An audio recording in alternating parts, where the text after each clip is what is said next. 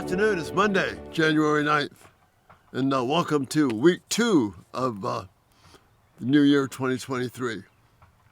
We just finished up last week looking at Psalm 121 and about God's constant care for us. And that's such a powerful, beautiful, comforting remembrance that God won't let our foot slip because He never slumbers, He never sleeps. He never takes coffee breaks.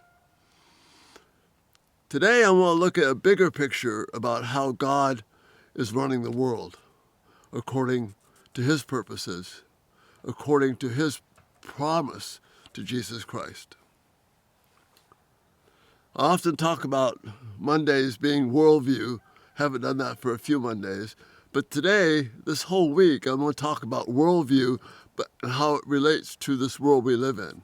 I'm going to be looking at Psalm 2, which gives us a picture of God's power, God's control, and the fact that everything is happening according to His plan. He's not on coffee break on my life and your life, or with this whole, to us, seeming mess of what's happening in the world. It's unfolding as He wants, as He plans. Commentator Dale Ralph Davis makes this statement. When we think about history, we forget one important fact, and that is that the world has been already promised to the Messiah. It's been given to Jesus. And Psalm 2 gives us a beautiful example of that. I'm just going to read the first 3 verses today, and we're going to talk about the psalm for the rest of the week because it's such a beautiful understanding of how the world works, but it's also very direct. And wow, the power of God is here. Let me read the first 3 verses. Why are the nations so angry? Why do they waste their time with futile plans? The kings of earth prepare for battle. The rulers plot together against the Lord and against His anointed one. Let us break their chains, they cry, and free ourselves from the slavery of God. Let us break their chains and free ourselves from the slavery of God. The world is at war. The leaders of the world are at war with God and with His anointed Son, the Messiah, Jesus. And David is asking here, why are the nations so angry? What is your problem? Why do you think that you can overcome God? So he says, why do they waste their time with all these futile plots and plans? Psalm 1 is about our own personal life with God, about what it means to walk with Him, how He cares for us. Psalm 2 is about how God runs His world and how Jesus Christ is Lord of that world. And we'll see that as we look through the rest of the psalm this week. But today I want to focus on this one theme. The world has been promised to Christ. So the question is, why are the nations so angry? Why are they trying to throw off the chains? And don't we see that everywhere around us? We're trying to break the bonds, break the cords that God has so lovingly encamped around us. You see, we tried it. We had an opportunity to try it our own way. And in the garden, we demonstrated, no, we don't want God, we want our way. So God has given us His purposes, His plans, His covenant, this book, this Bible, to protect us from all the things around us, but to also protect us from ourselves.